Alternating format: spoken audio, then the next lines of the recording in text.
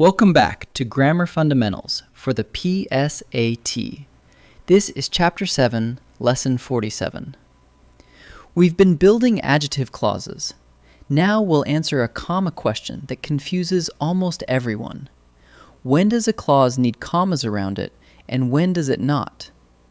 The answer depends on one thing: whether the clause is essential or non-essential. Here's the big idea. Every adjective clause is one of two kinds.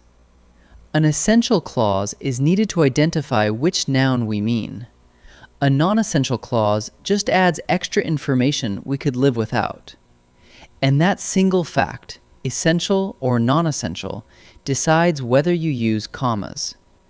So our whole job is learning to tell the two apart.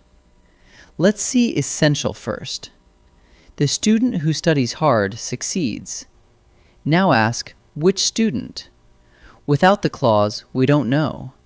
Who studies hard is what tells us which student we mean. So the clause is doing real work. It's identifying. Because it's essential, you use no commas at all. The words stay glued to the noun. Now, the same clause, but non-essential. My brother who studies hard succeeds. Which brother?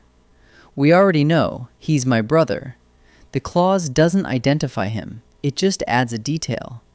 You could lift who studies hard right out, and the sentence still makes sense. Because it's extra information, you set it off with commas, one before and one after. Two shortcuts make this easy. First, the word choice. A clause beginning with that is essential, so it takes no commas. A clause beginning with which is usually non-essential, so it takes commas. Second, the remove it test. Try lifting the clause out. If the sentence still tells you which noun is meant, the clause was just extra, so it's non-essential and needs commas. If removing it leaves you guessing which one, it was essential, so no commas. Let's try a few. In this first set, decide whether the adjective clause is essential or non-essential.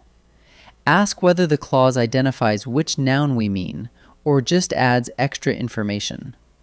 Pause and try each one before I answer. One man who made space travel possible was Robert Goddard. Which man? The clause who made space travel possible is what tells us. It identifies him. Remove it and you don't know which man. So it's needed, and that means essential. So the answer is essential, no commas. Goddard, who tested many rockets, built liquid-fueled engines. Which person? We already know. It's Goddard. He's named. So the clause who tested many rockets isn't identifying him. It's just adding a detail. Lift it out and the sentence still stands. That makes it non-essential. So the answer is non-essential, commas. Space travel, which is very dangerous, began with uncrewed craft. We know what space travel is. The clause doesn't pin down which one. It just comments, which is very dangerous, extra information. And notice it starts with which, our non-essential signal. So the answer is non-essential, commas. 3 more. Same plan. Try removing the clause. If you still know which noun is meant, it's non-essential and needs commas. If you'd be left guessing, it's essential. Pause and try each one. People who care about space wonder when we will return to the moon. Which people? Not everyone, only the ones who care about space. The clause narrows it down. It identifies which people. Remove it and the meaning changes, so it's essential. So the answer is essential, no commas. Viking 1, which photographed Mars, revealed a huge volcano. Which craft? We already know. It's Viking 1, named right there. So the clause, which photographed Mars, only adds a detail.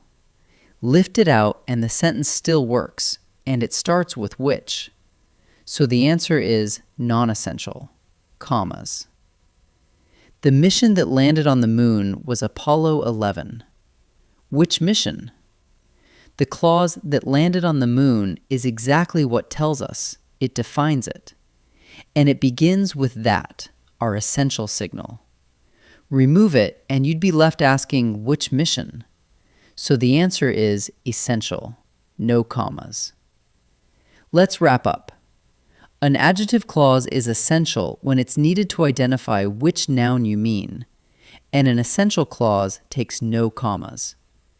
It's non-essential when it just adds extra information, and a non-essential clause is set off with commas. Two shortcuts. A that clause is essential. A which clause is usually non-essential. And the remove it test settles it. If you can lift the clause out and still know which noun is meant, it was extra, so use commas. Great work.